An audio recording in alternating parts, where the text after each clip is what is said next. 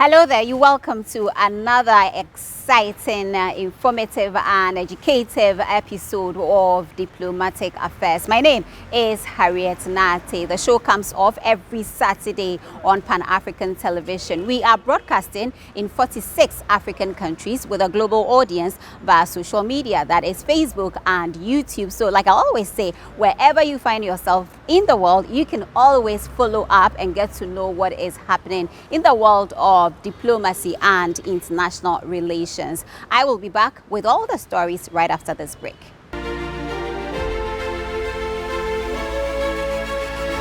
Welcome back. You're still watching Diplomatic Affairs with me, Harriet Nate. Now to our first story, let's take you to the Ghana Free Zones Authority. Ghana is currently grappling with a balance of trade deficit and depreciation of the cedi. To reverse this exceedingly worrying trend, governments must initiate policies to reduce the country's over-reliance on imports, increase exports. And these were the words of the CEO of the Ghana Free Zones Authority when I sat with him at the office to discuss 26 years of being in the industry, promoting businesses in the country. Let's take you straight to that interview. When we come back, we will have all the stories following up.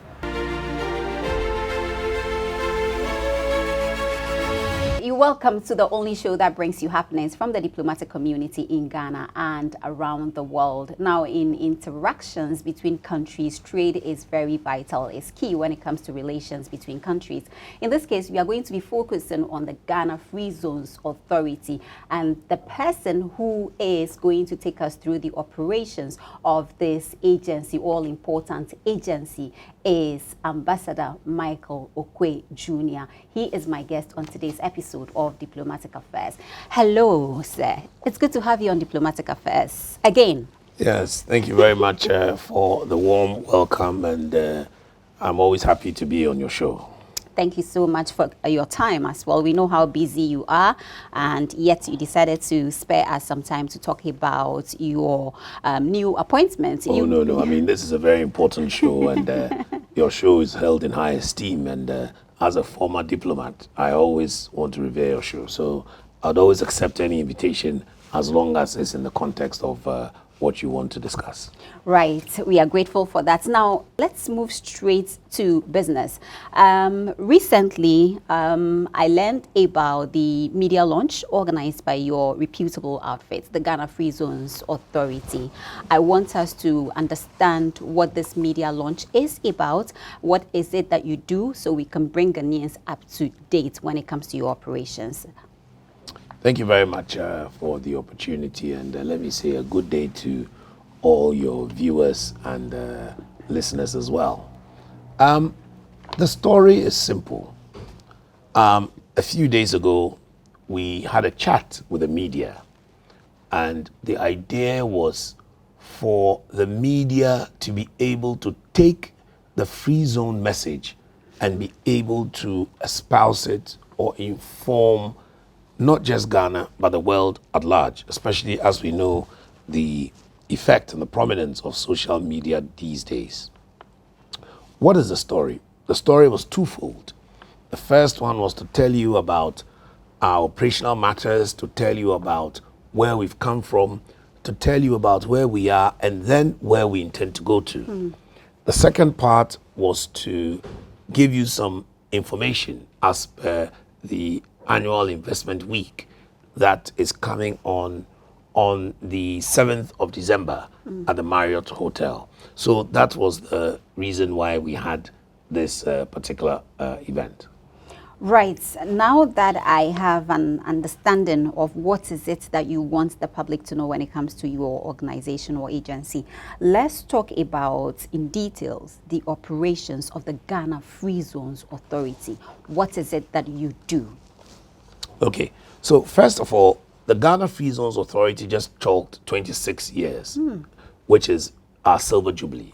We would have celebrated it last year, 25 years, but we all know right after COVID and so on, things were not exactly in place. So that's the first thing.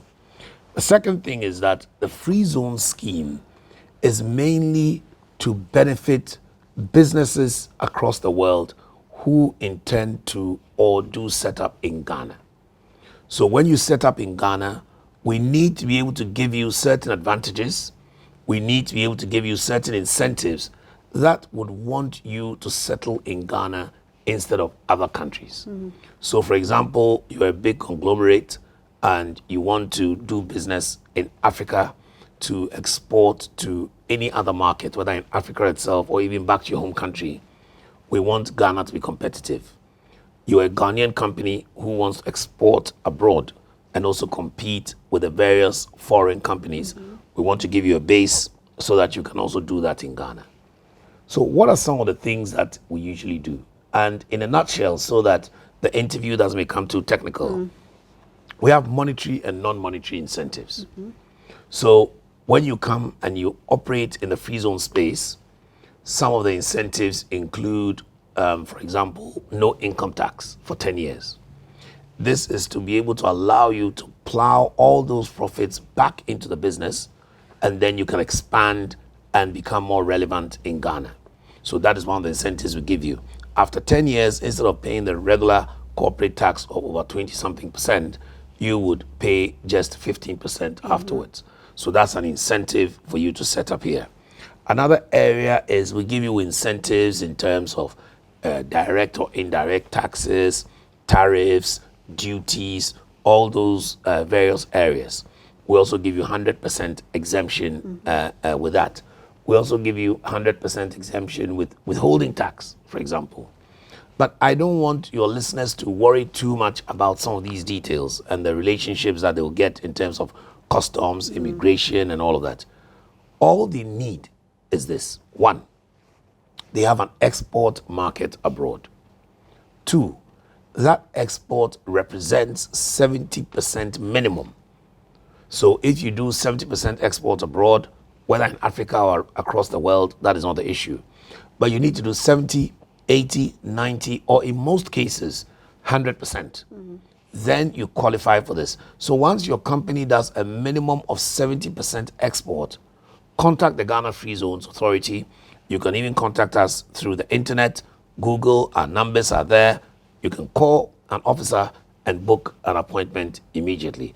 Even now, with our relationship with you today, you can call Diplomatic Affairs on Pan-African TV, and they will give you the direction as to where to come, either to our office in Cantonments, which is the head office, or you come across to Tema, where you can have a chat with us regarding these things. You talked about competition. Obviously, Ghana is not the only free zones jurisdiction here. We have free zones in almost all the other countries. I want us to know how you are able to measure in terms of competition, and why should any investor choose Ghana over the other country? Well, in terms of that, I mean, Ghana has so many added advantages. Let me give you just a few of those why some companies would want to come to Ghana. The first thing is our location. We all know that Ghana is virtually at the center of the world. And with our location, it is very strategic, because when you produce here, you have easy access across the Atlantic to the Americas. You have easy access to Europe. And then you also have very easy access to the southern tip, and by extension, the rest of Africa. So that is one of the reasons. Of course, we all know the various reasons of ease of doing business in Ghana. Ghana is one of the most stable democracies around and across the globe. In terms of even peace and security, the recent Peace and Security Index, the global one, said that Ghana was second to Mauritius in terms of peace. I know we in Ghana, we take a lot of our accolades for granted because we are used to good things, so we even want it better. But that would tell you, if we are next to Mauritius, and you and I know Mauritius is outside Africa, it's not even really in the mainland. So in mainland Africa, Ghana is the most secure and peaceful. That is something that is very attractive for any business who needs that kind of environment to be able to produce, to be able to make money, and to be able to grow. So these, among many others, are some of the reasons why we're very competitive. But just to add this, a lot of Ghanaians sometimes wonder, why is it that we should have a free zone scheme anyway? Because they see it as us giving away free incentives and people not benefiting. And I want to appeal to them that, as for this, it is a scheme that is across the world. So if they don't come to Ghana, they'll go to Nigeria, they'll go to Ivory Coast, they'll go to England. So what is in it for us as Ghana? First thing, jobs. Because once they come here to produce, even though the market is abroad, we are going to get jobs. What is the next thing that we are going to benefit from? We are going to benefit from forex or foreign exchange. Because in order for them to enhance the operations, the money leaves, goes into the other markets. They have to repatriate the money in here to be able to get into operations. They have to pay staff. They have to be able to upgrade this. They have to do this. They have to do that. All the various operations, the money comes back into the system. But for me, one thing that really excites me is that it gives our economy the opportunity for growth. And growth in the sense that once the economy itself is growing because of investment opportunities, we are also able to do something which is very, very important when it comes to business. Spend. Because it's only when you have a job that your wife or your children can spend. And once they're able to spend, these are all things that generate liquidity in the economy. So with all of this, and especially at this juncture where we all know that our dollar is suffering and we need to restructure our economy, the production of these things helps us even in terms of our raw materials, because value addition. If you have value addition in, let's say, cocoa, we all know how much the raw beans cost. But at the moment, under the free zone scheme, Ghana has some of the best value addition cocoa companies and cocoa processing in the world. To the extent that one of the free zones companies, who's wholly Ghanaian, which is Niche Cocoa, have even now gone to the extent of setting up a production and manufacturing unit in the United States. A Ghanaian company, a free zones company that has been with us over 10 years plus. They've had the opportunity to work in the foreign markets, meet their standards, and to move in there. Again, this comes with the notion of the misconstrued assertion that Ghanaians are out of this and it's mainly a foreign space. So, for example, our recent engagement to the media, we made it clear that out of 217 companies that we have at the moment, about 33% are fully Ghanaian, about 34% are fully foreign owned, but the other 33% are both Ghanaian and foreign owned. So then anyone who does a tabulation of Ghanaian involvement in the free zone scheme will see that we are easily talking about some 66 to 67% of Ghanaian involvement in the free zones area. This has been the way that we've decided to go, and so we've had a recent drive, get Ghana on board. We've gone recently to the East Legon Executive Club. You know, that's where most of the big businessmen meet socially. So we used the social environment to tell them about business, and some of them have enrolled on the scheme. We are hoping to see some of them get big and as big as Niche Cocoa. We also went to the Kwewu program recently. As part of your regional tour? Yes, as part of our regional tour, to talk to the Kwewu business community. You and I know that in terms of Ghana, the Kwewus have some of the biggest businesses in this country. And most of them like to do trading. Most of them like to do export. So we wanted to talk to them, which we did, and to get their interest. We've been to tours in Takoradi, we've been to tours in Kumasi and so on. And we are actually going to continue this as part of our annual investment week, which comes on in December. So these are all the various things that we want to explain to Ghanaians, that there's a lot of benefit for Ghana from the free zone scheme. Madam, let me just also chip this in. Recently, in the last year, we've managed to enroll about 39 companies on the Ghana Free Zone scheme. 39. Our usual average is anywhere between 27 to 29. So we're talking about an additional 10 more. And I want to use the opportunity to say a big thank you to the board, who sometimes work overtime and extra board meetings for us to be able to achieve this feat. Also, the committee members who themselves are dedicated to be able to go around the company to do the various stringent inspections, because we inspect every company, we inspect every site before we even allow you to come to the board. And the Ghana Free Zones Authority is one of the only boards in the country where the minister himself is the board chairman, because we want extra scrutiny. So we want to thank them for that work. But as of these 39 companies, we've been able to have, we are talking about investment only from these companies into our economy of about $230 million. Investment alone. $230 million. That lying aside, we are looking at export earnings from this investment of 230 million to about $529 million, and an export value estimation of about $430 million. These are huge numbers for just a slight chunk of 39 companies out of 217.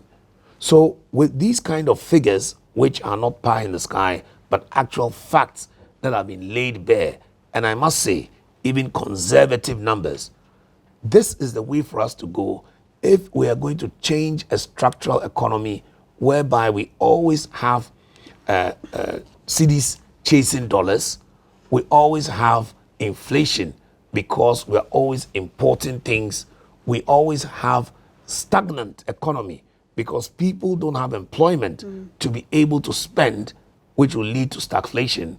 We would rather have an economy whereby, because there are more businesses coming into the space, especially the agribusiness space, our banks would look at even reducing their loan portfolio. The Bank of Ghana will look at its monetary policy and say, look, we have a lot more investors spread, so the risk is less, and by that, we should be able to lend less. By lending less, there will be more participation in the borrowing and expansion of the businesses. Once the businesses expand, they have no choice but to even employ more people apart from what they already have.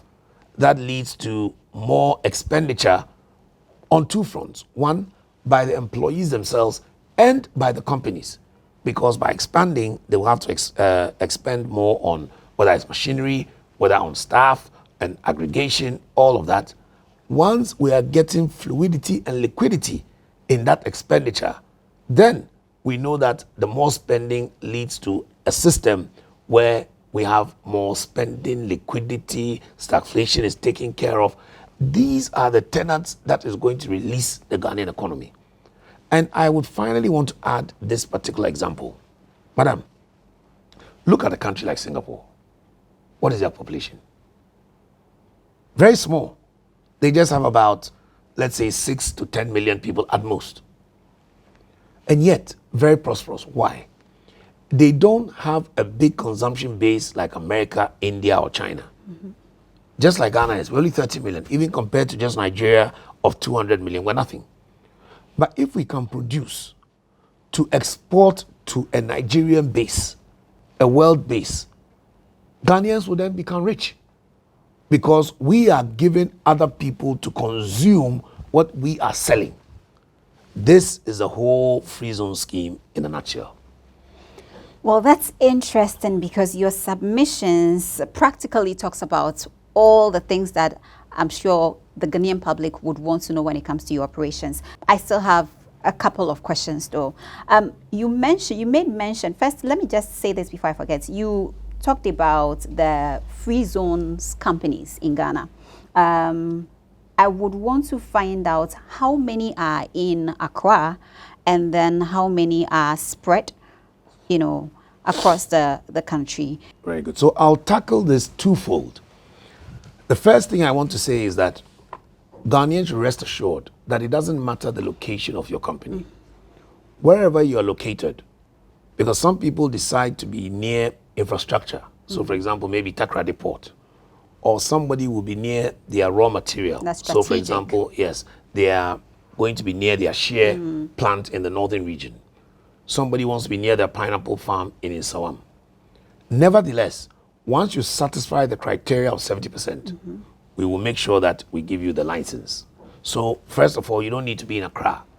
If your operations suit you to be in Accra, then that is not a problem at all. We would invite you, you would come, apply for your license, and then you'll be able to move in accordingly. The second strategy is in our special economic zones. Special economic zones is now our movement from industrial parks or export processing zones to special economic zones. So now we have one in Tema, everybody knows about that. We have one in Kumasi, we have one in Takrady, we're about to have one in Wilsa, another one in Savlugu, and so on and so forth. So that there will be more of a spread of these companies to prevent rural-urban migration. We all know some of the problems that come with that. The overpopulation, the stress on infrastructure, housing, all the rest of it. So at the moment, we are working on a very big project in the Western region, which is in the area around Shama, specifically called Yabiu. And we're working on 1,500 acres where we've already signed an MOU with an organization from Dubai. They are coming to invest approximately 200 to 300 million in this special economic zone. And then when we develop it, madam, you can imagine the amount of jobs, the amount of forex, the amount of infrastructure, roads, power plant. This is the kind of thing that we are looking to create for Ghana. And it goes hand in hand with the president's vision of value addition. Right. Because once we have all these various companies, these various setup in this place, we know what Western region is. We know that every single raw material, gold, cocoa, timber, everything, we have it there. At the moment, we even have most of our oil and gas there as well. So one thing we are even looking at is a small petroleum hub, which we'll be talking about also in due course. We're working with the, the petroleum hub in Jomoro. They've just done 20,000 acres. That is also coming up. They've come and signed an MOU also with us, and we are looking at that for the future. But all these various things are what is going to change the structure. And so the question you ask is very relevant because, you see, a lot of companies feel that they need to come into Accra before they can operate with a free zone scheme. No. The Wilsa and Savlugu, for example, we're looking more at agri-products. And if you look at that corridor, it is going straight into the northern territory of Ghana and to Burkina Faso. Takrady, we know, is moving into the Ivorian area. And we'll also move from Accra. We know Accra, Tema, Aflao, we're already in the Volta area to move towards Nigeria. So this is how we want to strategize it. The special economic zones concept is being taken care of by the Ministry of Trade. And we are working on a special economic zone policy at the moment. And talking of the special economic zone, I'm sorry. No. What exactly does it mean? Well, a special economic zone is an economic zone that is special. And by that, how special beyond the incentives that you're already giving investors? Yes, it's special in the sense that it is a government-controlled area where we allow businesses to come and park and we give them preferential treatment. So, for example, looking at the recent rules and regulations of various international treaties, for example, I'll come into the Africa Continental Trade Area later. But the special economic zone allows you to come and park your business in a garage. And many people, when they come to a country like Ghana, they don't want to go and buy land from individuals because of the complications. We know that in Ghana, you can go and buy land from a chief. The chief passes, his younger brother says he doesn't know the chief. Litigation issues and all that. Litigation, resale of the same land, and all the various problems that come with it. So that is why we have these special economic zones littered. And in fact, it is now a policy of trade in Africa to develop our special economic zones. So in fact, at the end of the month, me and my team were going to Nigeria for the Africa Economic Zones Organization Summit, Ghana hosted it last year, and we're going to Abuja to go and strategize more in conjunction with UNCTAD, that's the United Nations, so that we can develop this concept even better for the benefit of Africa, but also Ghana in particular. Let me ask this question. Do free zones companies pay tax? Well, it also depends on what tax they're paying, because, as I said, they don't pay taxes on certain things, like, for example, income tax. So they have some tax exemptions? Yes, they have tax exemptions in certain areas. But, for example, their staff pay tax. So if you have a free zone company who has employed 3,000 people, all those people will pay tax. You understand? Right. So I want to also make this even clearer.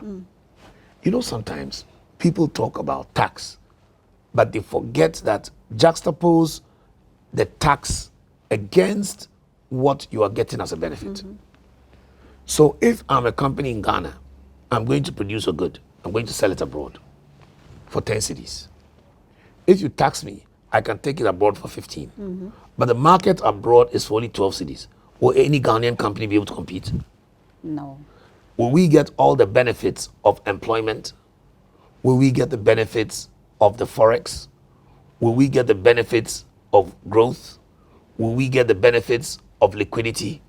Will we get the benefits of competition and technology transfer? And so on and so forth. So sometimes, as the saying goes, yedinam neyinam. To wit, you need a worm to grab fish. But remember, it is a worm that you use to grab the big fish. But if you are not smart to understand that you need to sacrifice your worm, you will never get a big fish. That is exactly the analogy in terms of the Ghana free zones space. Let's talk about the operations of the free zones in the context of the free trade area, the Continental Free Trade Area, AFTA. You mentioned earlier in our conversation that you have a special desk set up to be able to put the two together, or marriage the two, your organization and then the African Continental Area. I want to believe this is to create opportunities for Ghanaians when it comes to the free trade initiative. Very much so. And in the context of the Africa Continental Free Trade Area, this particularly deals with export. So if you look at the theme for the investment week, we say Ghana Free Zones Authority promoting industrial export-led economy in the context of AFTA and the world at large. AFTA representing Africa Continental Free Trade Area. So AFTA is a very important part of this. And I want to use this opportunity to announce that we've been able to strike a deal, and this was done by the Free Zones Association Worldwide, with the Africa Continental Free Trade Area, that any company within a special economic zone or export processing zone will be allowed to export to other African countries under AFTA. You'll be given preferential treatment, but this must fall under the rules of origin. What are the rules of origin? It's very simple. The rules of origin means that the raw material that you're going to use to produce must come from Africa as a whole or Ghana in particular. So once you're able to satisfy the criteria of the rules of origin, you'll be allowed to partake in the Africa Continental Free Trade Area. And that is a big boost, because now you may be a company that does not satisfy the 70% rule. You may just export 30%, but you export to Africa. You will get incentives and benefits without having to satisfy the 70% rule. So these are things that are being worked on to create an advantage in AFTA. Now, the concept of AFTA is brilliant, and I'm very excited about it. We all are. Why am I excited? Because first of all, I, as an ambassador to India for all these years, and not just India, for Bangladesh, for Sri Lanka, and the Maldives. In fact, if you look at the kind of populations of these countries, apart from Maldives, all of them are bigger than Ghana. Bangladesh is, I think, about 300 million people, and so on and so forth. India, 1.3 billion. The 0.3 on top alone is 10 times also the size of Ghana. This is very, very significant.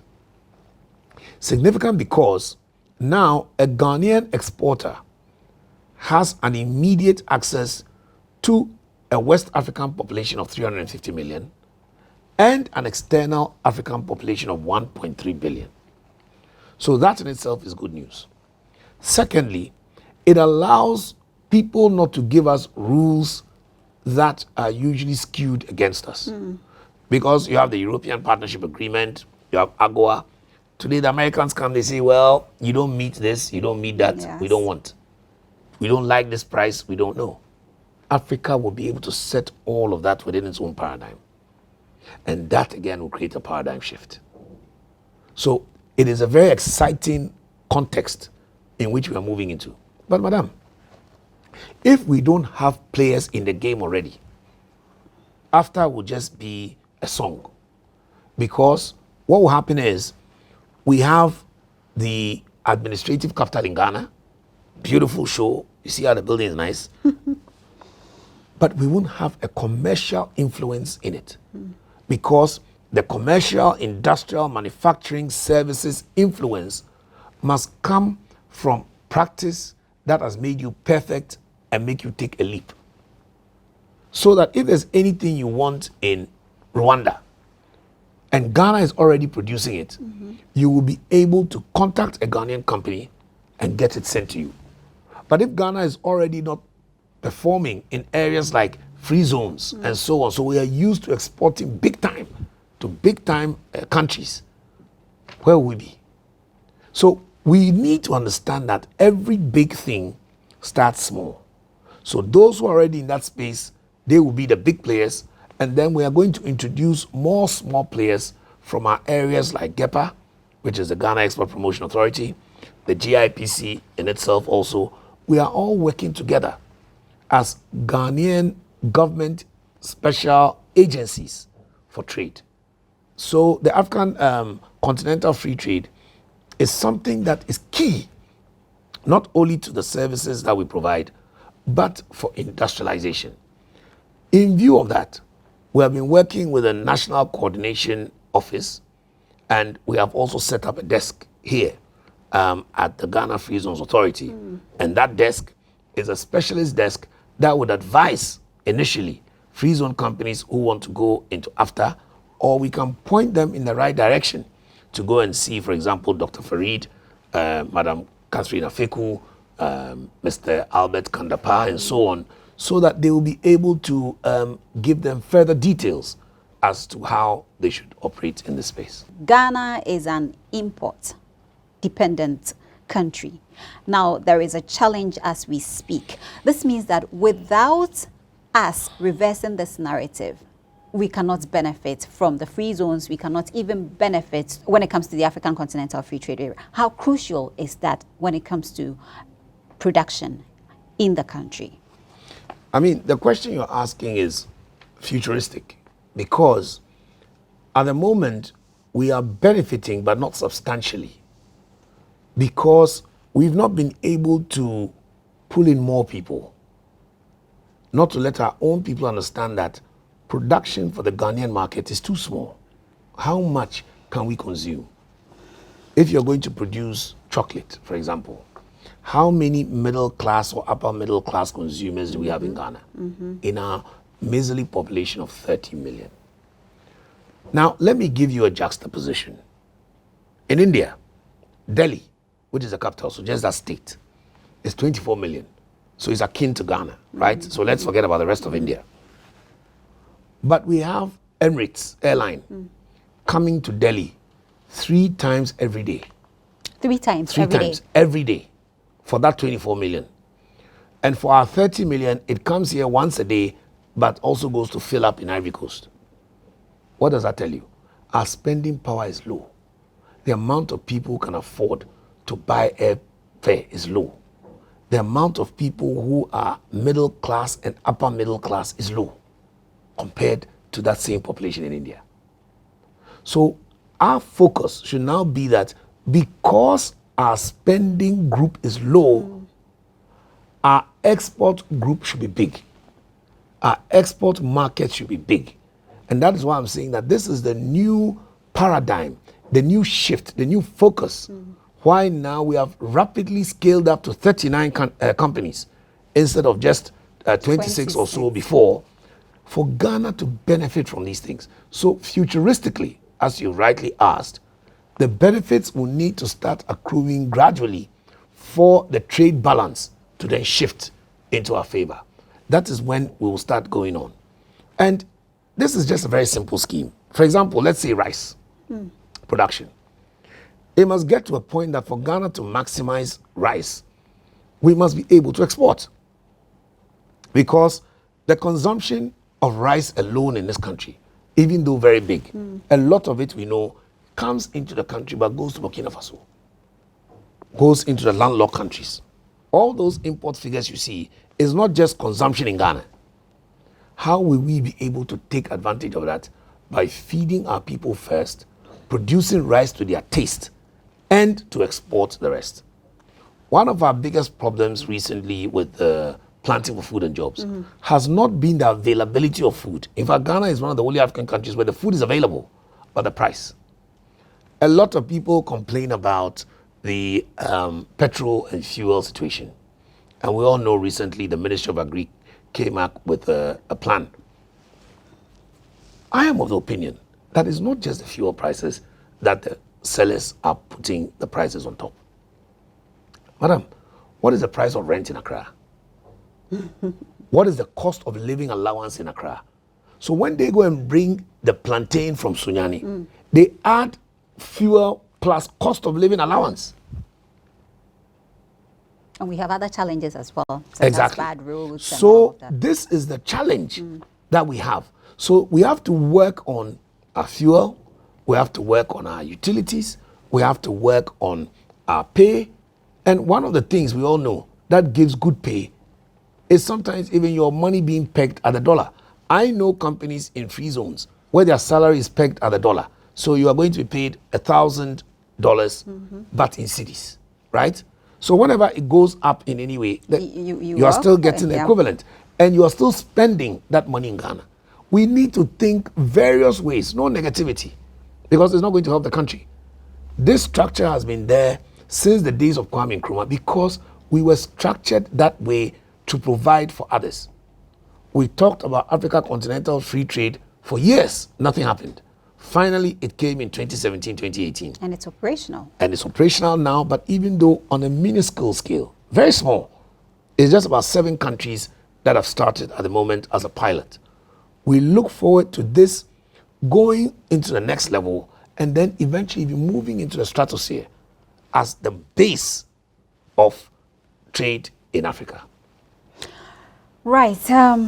Ambassador, I think at this moment we will have to wrap up so you can attend to other businesses as well. But you are celebrating a week-long media celebration for your organization. Could you just take us through some of the activities you have lined up, please? Yes, thank you very much. So mainly we have on the 7th of December, we have a big forum at the Marriott Hotel. And this is basically going to be attended by senior government officials, by SOE CEOs, captains of industry, and various business stakeholders. Our partners are the Afri-Exim Bank, and they would be there as well. We have some other sponsors and so on who would also be mentioned in due course. We are going to do some exhibitions so that these companies will be able to let people know what is happening with them, the benefits that they've accrued. We would also be there ourselves to explain to companies who would want to join the scheme during this week-long celebration. Preceding that, we are going to have a quick regional tour continuously, and because we don't want everything to be in Accra, as you rightly asked. So we'll be going to the various regions and talking to the CEOs there so that we are all on the same page. We want to explain various new things that have come up, for example, the recent income exemption and tax laws and all of that. Then after even the investment week itself, we are not just going to rest on our laurels. We have something called aftercare, where now we want to, you have come on the scheme, we hold your hand, and then we are able to guide you like a little child who has started to crawl and now needs to be held. You take baby steps, and then now you eventually start to walk. And we all know that running follows afterwards. So we want to go through this new journey with companies. And so the new aftercare department has been set up, and that is also going to be full operation after the investment week. All right. Thank you so much for your time. It's been very insightful and very informative as well. Right, so you're still watching Diplomatic Affairs, and my guest has been the CEO of the Ghana Free Zones Authority, and we've been talking about the modus operandi of the Ghana Free Zones Authority as they commemorate 26 years of building our businesses, getting investors to come into the country. We talked about the incentives. We talked about the many areas when it comes to investments right here in the country. So I'm sure by now you know what is happening when it comes to Ghana Free Zones Authority. So the week-long celebration, of course, will get us to tell you more about it. We'll be following them every now and then. Whenever there is any information that you need to know, we will share all that with you as well. Thank you so much for your time. Thank you very much. Once a diplomat, always a diplomat. Ambassador. So I'm always available to come on Diplomatic Affairs. Right. Thank you so much for your time once again. Thank you very much. My name is Harriet Nate, and we are not done yet. We will bring you stories from the diplomatic community. Do stick and stay with us. I will be back right after this break. Still on the President of Ghana, His Excellency Ambassador Oquaye Jr. on Saturday, 5th November 2022, led Ghana's delegation to the World Leaders Summit of the United Nations Climate Change Conference, COP27, which is being held in Sharm el-Sheikh in Egypt. The COP27 summit, which will be one of the largest gatherings of world leaders, will bring parties together to accelerate actions towards the goals of the Paris Agreement of the UN Framework Convention on Climate Change.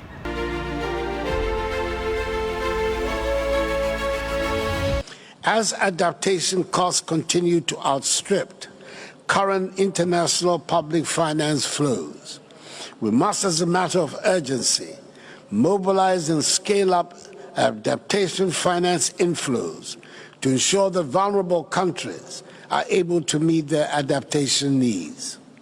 It is critical in this regard that the developed world makes good its long-delayed pledge to mobilize and make available $100 billion annually to the poorer countries to assist in the fight against climate change, and commit, as agreed at COP26 in Glasgow, to doubling resources for adaptation. Furthermore, it is plain to most that a radical restructuring of the global financial architecture, as proposed by the African finance ministers, to accommodate the demands of the developing world is of urgent necessity. It is evident that with these polycrises, that it is not fit for purpose. And I also urge those who hold African debt to commit to debt for climate swap initiatives. I'm telling all partners, take a better look at Africa and see her for what she is, a land of opportunities and growth. I know this may sound unrealistic, taking into consideration the dire situation most of the continent finds itself in today, in the aftermath of the COVID-19 pandemic and the Russian invasion of Ukraine. But as far as adaptation to climate change is concerned, nothing can succeed without Africa.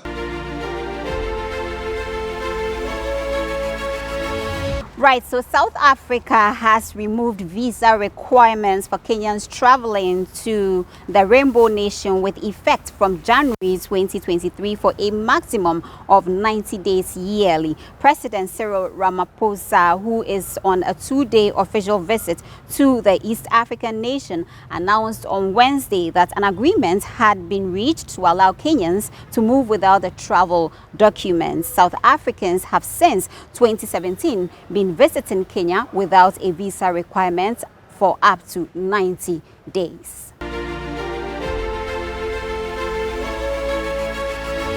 This visit, Your Excellency, affirms the cordial relationship between Kenya and South Africa and our shared desire to deepen the bonds between our two countries. The visit is instrumental in developing permanent dialogue between our two countries and building on our common principles and shared values. Kenya considers South Africa as one of her most dependable and strategic ally in this continent. We have noted the successful midterm review of the inaugural Joint Commission for Cooperation held on the 6th and 7th of November this year to review the implementation of agreed areas of cooperation that was done in Nairobi. Kenya and South Africa have had good relations since South Africa defeated apartheid in 1994. The ties between our two nations continue to grow in all aspects of development and especially in trade. And the two countries have ratified the Africa Continental Free Trade Area, emphasizing our shared commitment to the promotion of intra-Africa trade.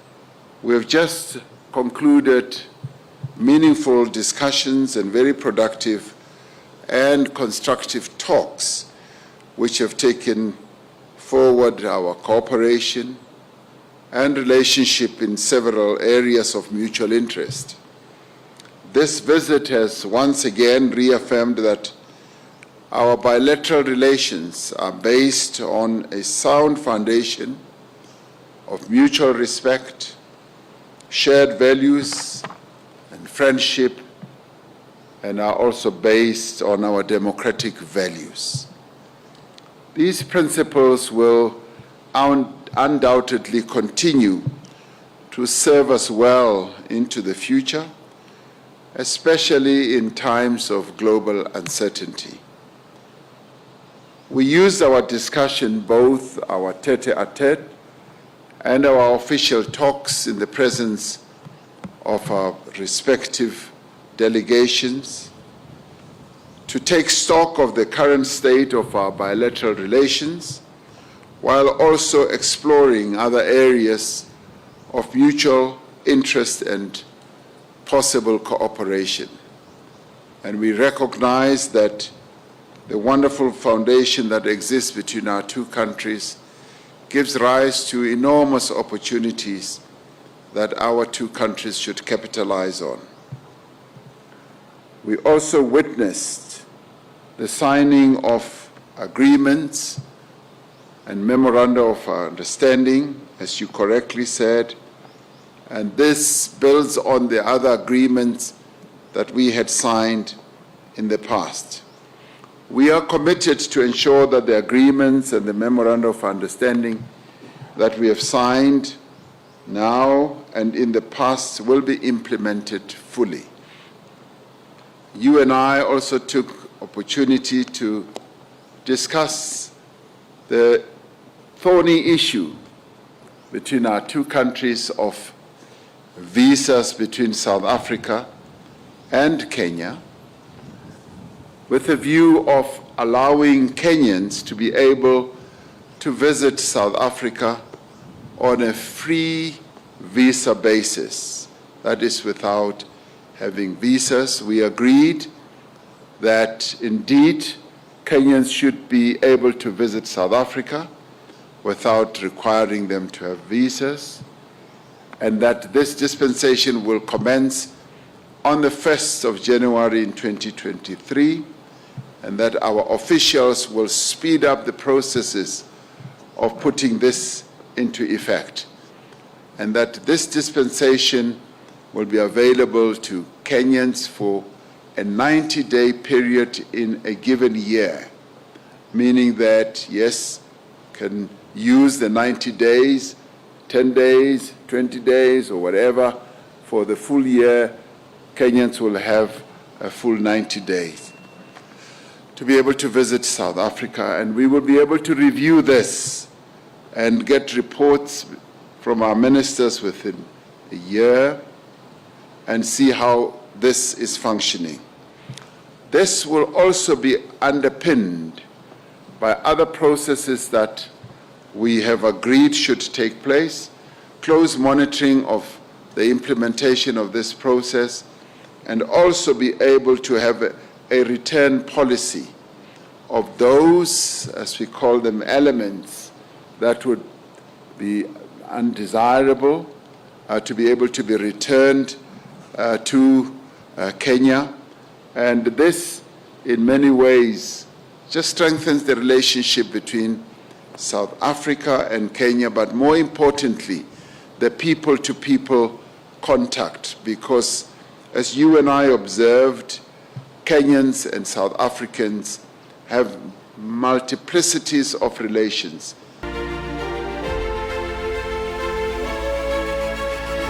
Right, so let's take you to Angola's 47th independence anniversary, which was marked at the Labadi Beach Hotel right here in Accra. It was a very beautiful event as the ambassador of Angola to Ghana used the opportunity to tout the beautiful relations between Angola and Ghana.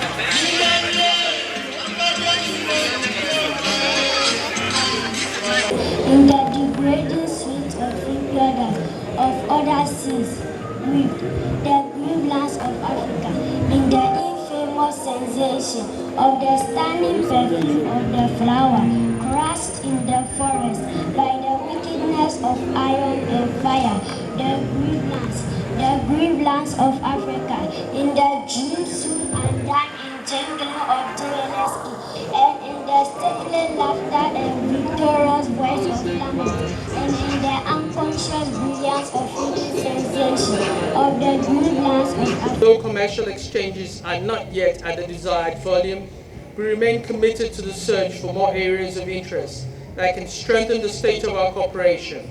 We have made efforts to start flights by the Angolan airline TAG to Ghana, and we hope that would happen this month of November.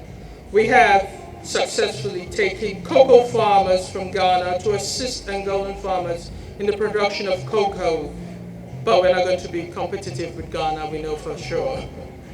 As well as an exchange program in education, which we are currently negotiating.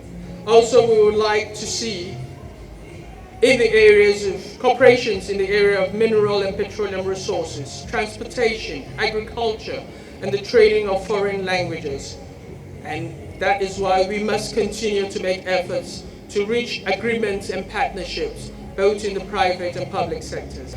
Following His Excellency's visit to Angola, His Excellency Yao Lorenzo paid a state visit to Ghana from the 1st to the 4th of August 2021. It is instructive to note that during the state visit, both countries reaffirmed their commitment to hold the 6th session of the Accra-Angola Permanent Joint Commission for Cooperation. You can also call that PJCC. Other high-level visits include Honorable Albert Kandapa, Minister of National Security, who led Ghana's delegation, including Honorable Kweku Ampechum Sapon, the Deputy Minister for Foreign Affairs and Regional Integration, to represent His Excellency the President of the Republic at the investiture ceremony of His Excellency Yao Lorenzo on the 15th of September 2022 in Luanda, Angola. Your Excellencies, ladies and gentlemen, Angola's strides in its relations with its African neighbors have been a remarkable and reassuring feature of President Lorenzo's administration. Ghana is confident that its approach will be sustained.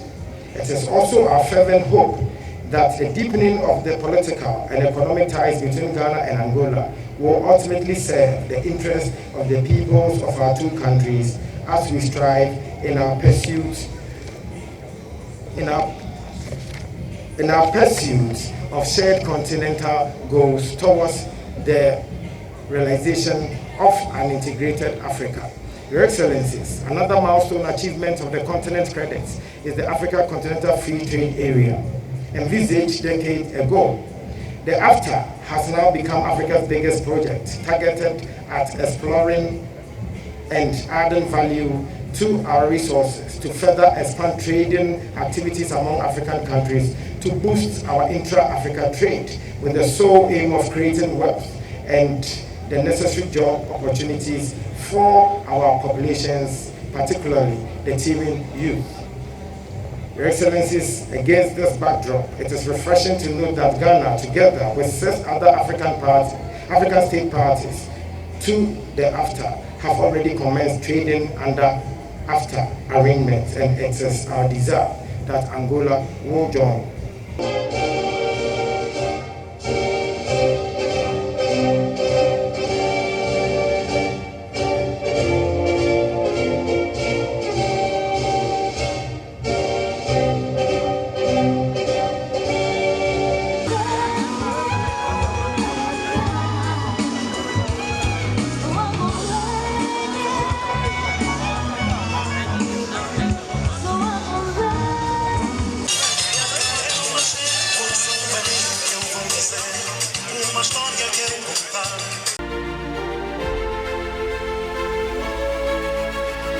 Well, thank you always for making time to join us each and every Saturday on Diplomatic Affairs. As you know, this is your go-to place when it comes to happenings from the diplomatic community in Ghana and around the world. I hope you did enjoy today's production, and we look forward to seeing you same time next week. Enjoy the rest of the weekend.